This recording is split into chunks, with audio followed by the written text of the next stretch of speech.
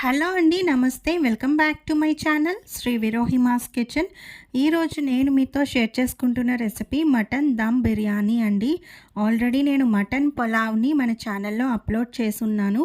ఎవరికైనా కావాలి అంటే డిస్క్రిప్షన్లో లింక్ ప్రొవైడ్ చేస్తానండి, అక్కడ చెక్ చేయండి.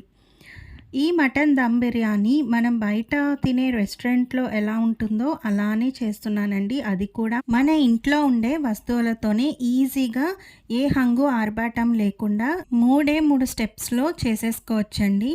ఫస్ట్ మనకి రైస్ అనేది పర్ఫెక్ట్గా కుక్ చేసుకోవాలి. అలానే మనకి తీసుకున్న మటన్ అనేది కరెక్ట్గా బాయిల్ అయి ఉండాలి. బిగినర్స్ అయినా, కొత్తగా మ్యారేజ్ అయిన వాళ్ళైనా ఒకసారి ఈ వీడియో చూసి చేశారంటే మీకే క్లారిటీ వచ్చేస్తుందండి. సో కంప్లీట్ ప్రాసెస్ చూసేద్దాం పదండి.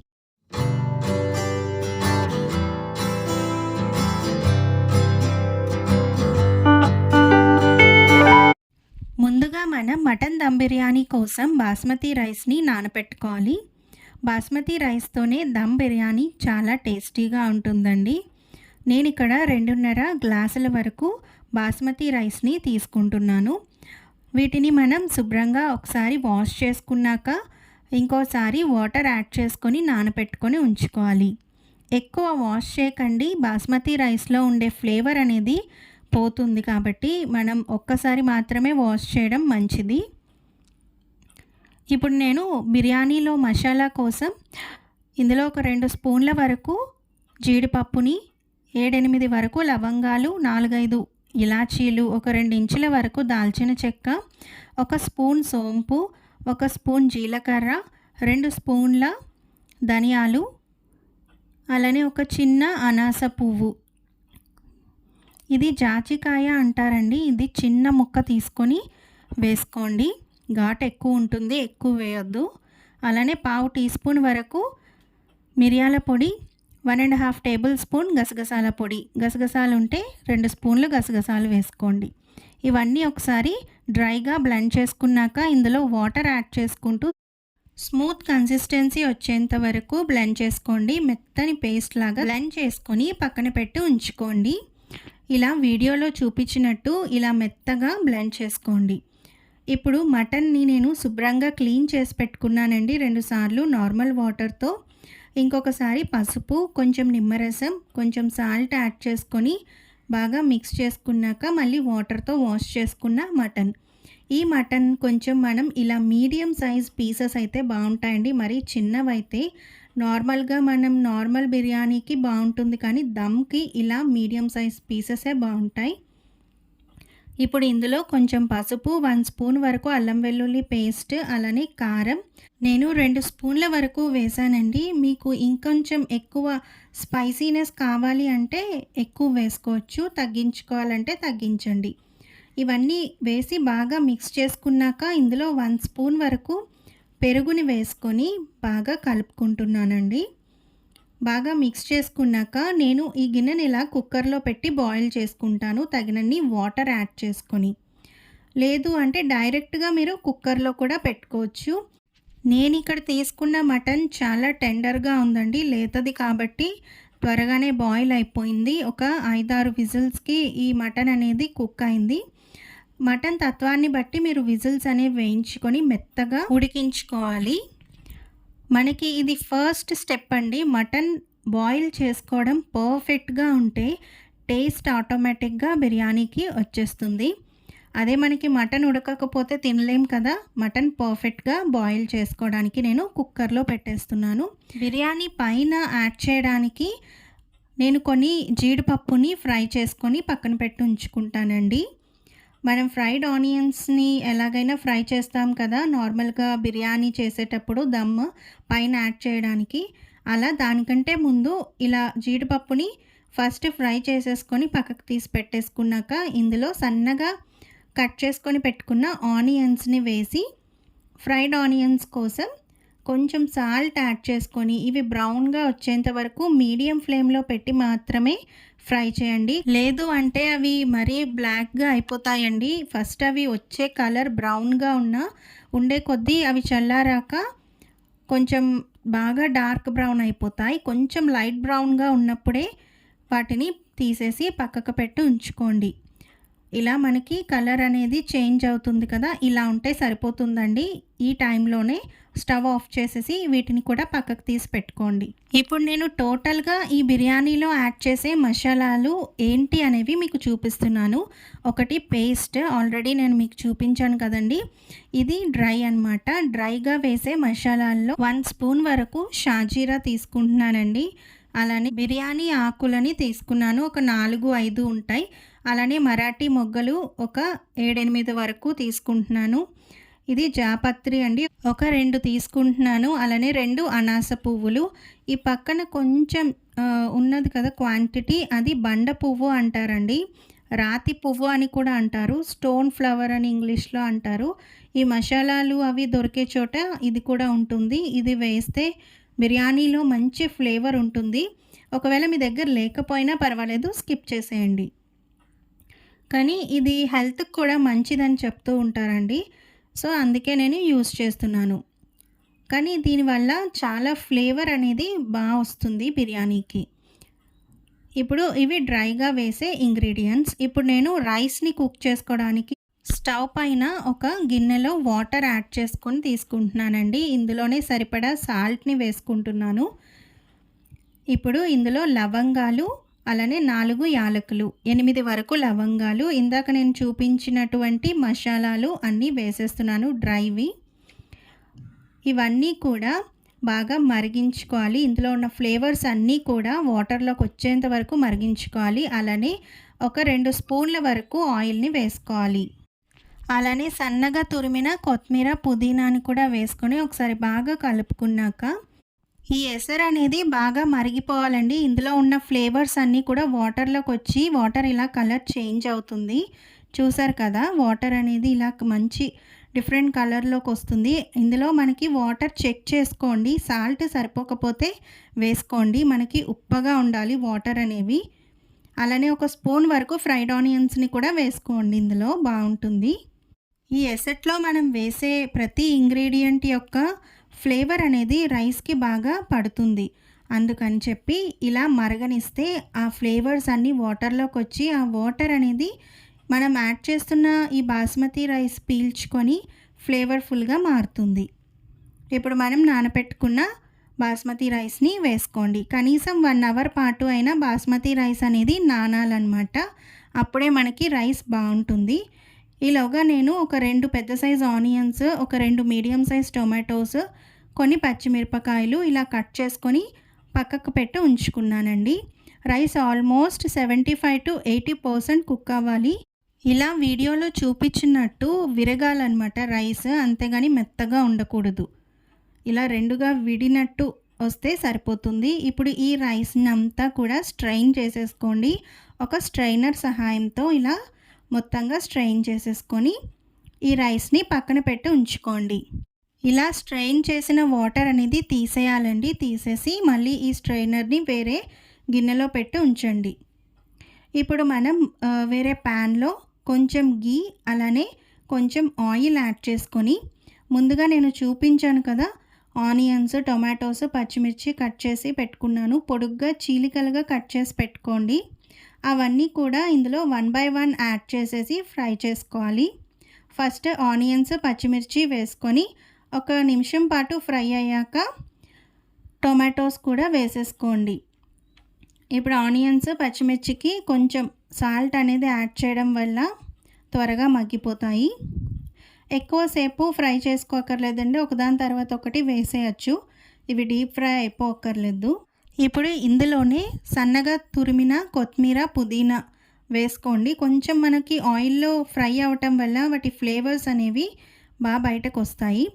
ఇవి కొంచెం ఫ్రై చేసుకున్నాక పొడిగా కట్ చేసుకున్న టొమాటోలు కూడా వేసేసుకొని ఒకసారి బాగా కలిపాక మూత పెట్టేసి మగ్గించేద్దాం. ఒక 2 నిమిషాల వరకు మూత పెట్టేసి ఉంచేయండి. అవే చాలా సాఫ్ట్‌గా మగ్గిపోతాయి. ఇవి ఇలా 2 నిమిషాల పాటు ఉంచేసాక తీసి చూస్తే కొంచెం మనకి సాఫ్ట్‌గా అయిపోతాయండి.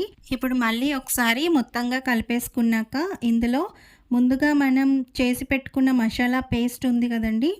అది, అలానే ఒక స్పూన్ వరకు అల్లం వెల్లుల్లి పేస్ట్, ఈ 2 కూడా ఒకేసారి ఒకదాని తర్వాత ఒకటి వేసేసి బాగా మిక్స్ చేసుకొని ఫ్రై చేసుకోవాలి.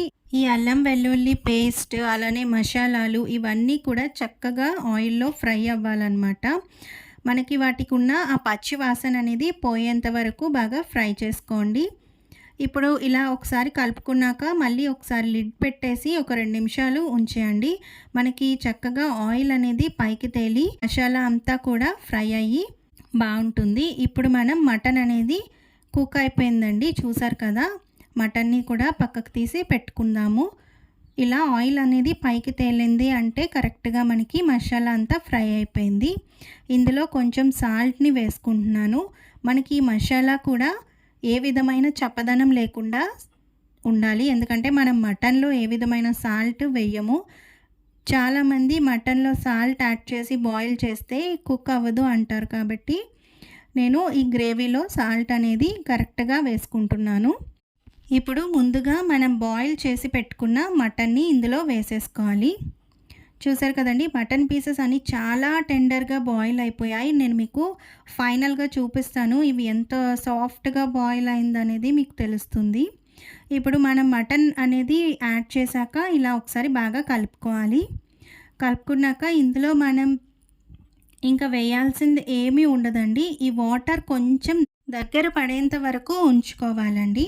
అప్పటి వరకు కూడా లిడ్ పెట్టేసి కవర్ చేసేసి ఉంచేస్తే మనం సిమ్‌లో కానీ, మీడియం ఫ్లేమ్‌లో కానీ పెట్టి మధ్య మధ్యలో చూసుకుంటూ మిక్స్ చేసుకుంటూ దగ్గర పడనివ్వాలండి. ఈ గ్రేవీ ఎక్కువ మనకి ఉంది కదా! ఆల్రెడీ మనకి రైస్ అనేది 80% వరకు కుక్ అయింది.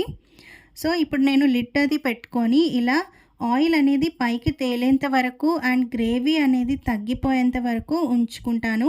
అలానే టోటల్‌గా గ్రేవీ కూడా మనకి తగ్గిపోకూడదు. కొంచెం లైట్‌గా ఉండాలి. సో, మళ్ళీ ఇంకొకసారి కలుపుకున్నాక మళ్ళీ లిడ్ పెట్టేసి ఇంకొక 5 మినిట్స్ అలా ఉంచేసాము అంటే సిమ్‌లో కానీ, మీడియం ఫ్లేమ్‌లో కానీ పెట్టి ఉంచండి. అప్పుడు మనకి ఆయిల్ అనేది బాగా పైకి తేలి కరెక్ట్ గ్రేవీ కన్సిస్టెన్సీలోకి వచ్చేంత వరకు ఉంచేయాలి. ఇప్పుడు నేను ఆల్రెడీ ఒకసారి మనం రైస్ అనేది బాయిల్ చేసుకున్న దాంట్లో నుంచి వాటర్ ఉంటుంది కదండీ! మనం స్ట్రెయిన్ చేసాము. ఆ వాటర్ ఒక చిన్న కప్‌తో తీసుకొని పక్కన పెట్టుకున్నాను. ఇందులో ఒక పావు టీ స్పూన్ పసుపు, అలానే ఒక నిమ్మకాయ ఫుల్‌గా ఇలా పిండేసుకొని ఈ లిక్విడ్‌ని ఏం చేయాలో నేను మీకు తర్వాత చెప్తానండి. ఇప్పుడు మనకి కర్రీ అంతా కూడా చక్కగా ఆయిల్ అది పైకి తేలి రెడీ అయిపోయింది. ఇప్పుడు ఇందులో ముందుగా మనం బాయిల్ చేసి పెట్టుకున్న బాస్మతి రైస్‌ని వేసేసుకోవాలి. ఈ రైస్ వేసేటప్పుడు మనం పొడి పొడిలాడుతూనే ఉంది కదా! దీన్ని నొక్కేసినట్టు ప్రెస్ చేస్తూ చేయకూడదు. జస్ట్ అలా అలా జల్లినట్టు వేయాలన్నమాట. రైస్ అనేది జస్ట్ అలా సర్దుకోవాలి రైస్‌ని. మనం బిర్యానీ చేసే దాంట్లో కంప్లీట్‌గా పర్ఫెక్ట్‌గా ఈవెన్‌గా సర్దేసుకోవాలన్నమాట. ఇక్కడ ఎక్కువ తక్కువ కాకుండా ఇలా నేను చూపించినట్టు మొత్తంగా ఇలా ఈవెన్‌గా స్ప్రెడ్ చేసేయండి రైస్‌ని. స్ప్రెడ్ చేసేసాక మనం ముందుగా ఫ్రై చేసి పెట్టుకున్న జీడిపప్పు, అలానే ఫ్రైడ్ ఆనియన్స్, సన్నగా కట్ చేసి పెట్టుకున్న పుదీనా, అలానే కొత్తిమీర ఇవన్నీ కూడా ఒకదాని తర్వాత ఒకటి ఇలా పైన అరేంజ్ చేసేసుకోండి.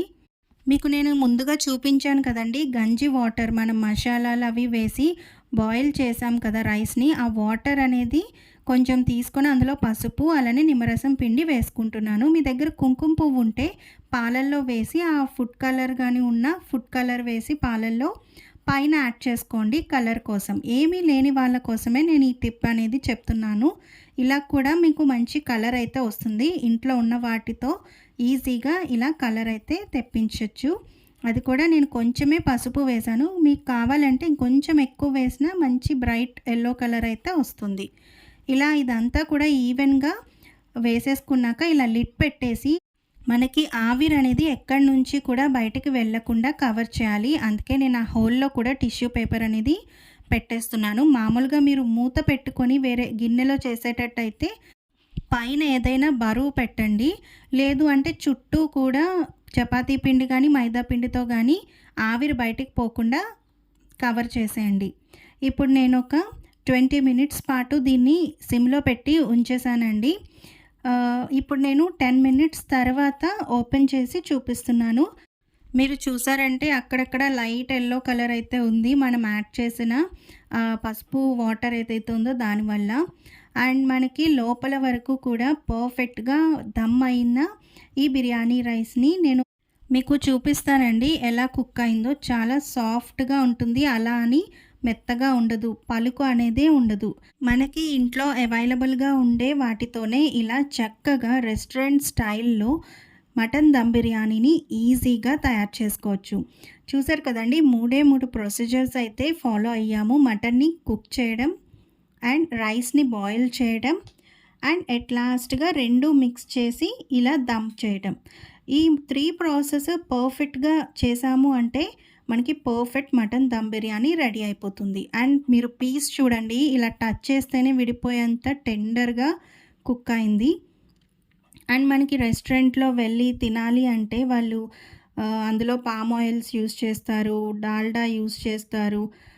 లేదు అంటే టేస్టింగ్ సాల్ట్ వాడతారు. ఇవన్నీ కూడా మనకి అంత హెల్తీ కాదండి. మీరు మీ చేతులతో ఇలా ఒకసారి మటన్ దమ్ బిర్యానీని ఇంట్లో ఉన్న వాటితోనే కాబట్టి ఈజీగా ట్రై చేసి చూడండి. మీరే అనుకుంటారు బయట హోటల్లో కంటే కూడా ఇదే బావుంది అని. ఓకే అండి. ఎంతో టేస్టీగా ఉండే మటన్ దమ్ బిర్యానీనైతే చూపించాను. మీకు ఈ వీడియో ఎలా అనిపించింది అనేది నాకు కామెంట్స్‌లో చెప్పండి. అలానే మీకు ఈ వీడియో నచ్చినట్లయితే లైక్ చేసి మీ ఫ్రెండ్స్ అండ్ ఫ్యామిలీతో షేర్ చేసుకొని, ఎవరైనా కొత్తగా చూస్తున్నట్లయితే ప్లీజ్ సబ్స్క్రైబ్ చేసుకోండి శ్రీ విరోహిమాస్ కిచెన్ ఛానల్‌ని. చూసారు కదండీ! నేను ప్లేట్‌లోకైతే సర్వ్ చేస్తున్నాను. మంచి గ్రేవీతో అండ్ పర్ఫెక్ట్ రైస్ టెక్స్చర్‌తో ఎంతో టెండర్‌గా ఉండే మటన్ పీసెస్, అలానే దాంట్లో మనకి ఎక్కువగా గ్రేవీ కూడా ఉంటుందండి. వేరేగా సెపరేట్ కర్రీ కూడా చేయాల్సిన పని లేదు. జస్ట్ రైతాతోనే తినొచ్చు. అండ్ ఉత్తి బిర్యానీయే మనకి చాలా ఫ్లేవర్‌ఫుల్‌గా ఉంటుంది. ఓకే అండి. బాయ్.